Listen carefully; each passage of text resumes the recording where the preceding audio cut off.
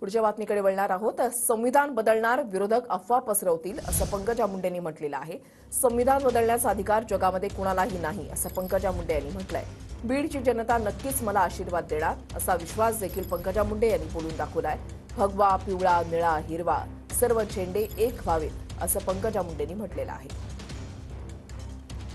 तरी भूलथापा पसरवेल, खोटे व्हिडिओ, जुने कुठले खोटे व्हिडिओ त्याच्या एडिट करून व्हायरल करेल आणि काहीतरी अफवा पसरवेल, संविधान बदलणार आहे, अमुक होणार आहे, हे सगळं चूक आहे।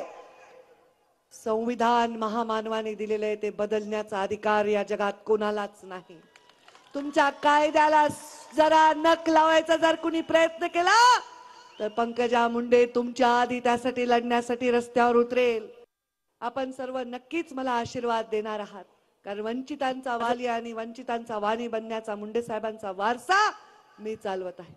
जसा महामानवांनी तुम्हाला कायदा दिला, तुम्हाला कवच कुंडले दिली, जर तुम्हाला कमी लेखलं तर तुम्हाला कायदा दिलेला आहे, कायद्याने तुम्ही त्याच्यावर वचक ठेवू शकता। त्या कायद्याचं रक्षण करण्यासाठी आम्ही सर्व सज्ज आहोत। माझं थोडं राजेंद्र मस्केनी कौतुक केलं, जीप मध्ये उभं राहून वगैरे इथे आणलं। मला थोडी लाज वाटत होती की कार्यक्रम चालू आहे ना, आपण कसं यावं, पण माहोल होता, महिला उभ्या राहिल्या, हात करत होत्या, छोटे छोटे मुलं धावत होते झेंडे घेऊन, ताई जय भीम, जय शिवराय, जय क्रांती म्हणत होते। हे बघून खूप आनंद झाला।